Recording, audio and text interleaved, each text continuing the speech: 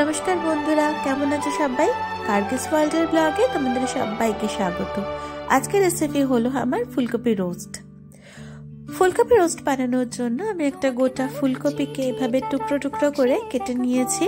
এখন সেটাকে ভালো করে ঝুড়ির মধ্যে ধুয়ে নিয়ে এটাকে জল ঝরিয়ে রাখছি। এবার ফুলকপিটাকে ভাপানোর জন্য এক বাটি জল এভাবে ঢেকে আমি গরম করতে বসিয়ে দিলাম। কিছুক্ষণ পর ঢাকনা খুলে দেখি জলটা এইভাবে ফুটে গেছে, তো গ্যাসের ফ্লেমটা অফ করে দিয়ে ফুলকপিগুলোকে এখন জলের মধ্যে ছেড়ে দিচ্ছি। আমার উদ্দেশ্য কিন্তু ফুলকপি ভাপানো, ফুলকপি সেদ্ধ করা নয়, তাই জন্য গ্যাসের ফ্লেমটা আমি বন্ধ করে এবার ফুলকপিগুলোকে ঢেকে আমি একটু ভাপিয়ে নেব। ফুলকপি ভাপানো এই কারণেই দরকার, কারণ অনেক সময় কফি খেয়ে অনেকেরই গ্যাস বদহজম হয়, সেই জন্য আমরা ভাপিয়ে ফুলকপির জলটা ফেলে দেব।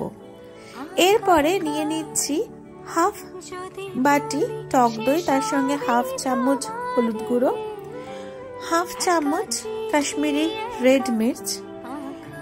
ভাবলাম এই দুটো দিয়ে মিশ্রণটাকে মিক্স করে নেওয়া যাক। তারপরে মনে পড়লো না, এর সঙ্গে একটুখানি আমি লবণ অ্যাড করে দিই, তাহলে রান্নাটা অন্যরকম একটা টেস্ট চলে আসবে। আলগা লবণ দিলে অনেক সময় কম বেশি হয়ে যায়, সেই কারণে এখন ভালো করে মিশ্রণটাকে আমি একসঙ্গে সমস্ত ইনগ্রেডিয়েন্টসগুলো মিশিয়ে নেব।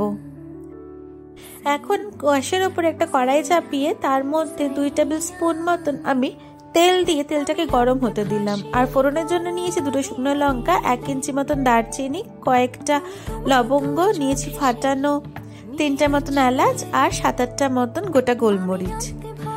এইগুলোকে একসাথে গরম তেলের মধ্যে আমি ছেড়ে দিলাম। আর ফোড়নটার মধ্যে আরও অ্যাড করলাম সাদা জিরে, পরিমাণ মতন খানিকটা সাদা জিরে আমি ফোড়নে অ্যাড করলাম। ফোড়নটা হতে হতেই আমি এদিকে ফ্যাটানো ওই মিক্সচারটাকেও এর মধ্যে দইয়ের মিক্সচারটাকেও অ্যাড করে সঙ্গে সঙ্গে খুন্তির সাহায্যে ভালো করে নাড়াতে থাকলাম, যাতে দইটা ফেটে না যায়। কিছুক্ষণ এইভাবেই আমি নাড়াতে থাকলাম।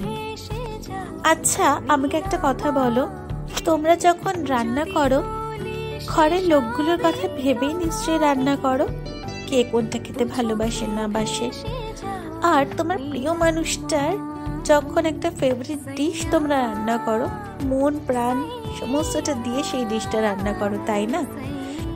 মশলাটা কষানোর জন্য কড়াইতে আমি চাপা দিয়ে 2 মিনিট ওয়েট করার পর যখন ঢাকনা খুলে দেখি তেলটা উপর দিকে ভেসে উঠেছে, তখনই কাজু বাদাম আর চালমগজ বাটাটা অ্যাড করলাম। এখানে আমি 5-6টা কাজু বাদাম ব্যবহার করেছি আর 2 চামচ চালমগজ বাটা একসঙ্গে বেটে নিয়েছি।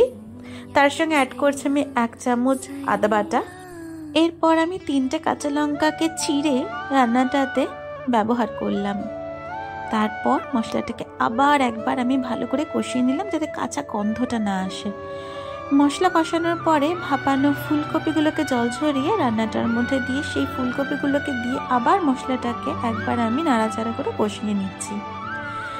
গ্রেভি মতন হবে বলে আমি হালকা জল ব্যবহার করলাম।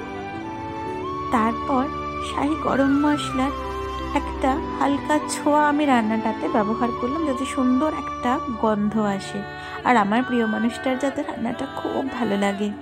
মার থেকে শিখেছি গরম মশলা ব্যবহার করে রান্না বেশি নাড়াতে নেই। আমি সেই কথা মাথায় রেখে হালকা করে নাড়িয়ে চাপা দিয়ে 5 মিনিট লো ফ্লেমে রেখে দিলাম। তৈরি আমার ফুলকপি রোস্ট। কেমন লাগলো আজকের রেসিপি জানাতে আমাকে অবশ্যই কমেন্ট করো।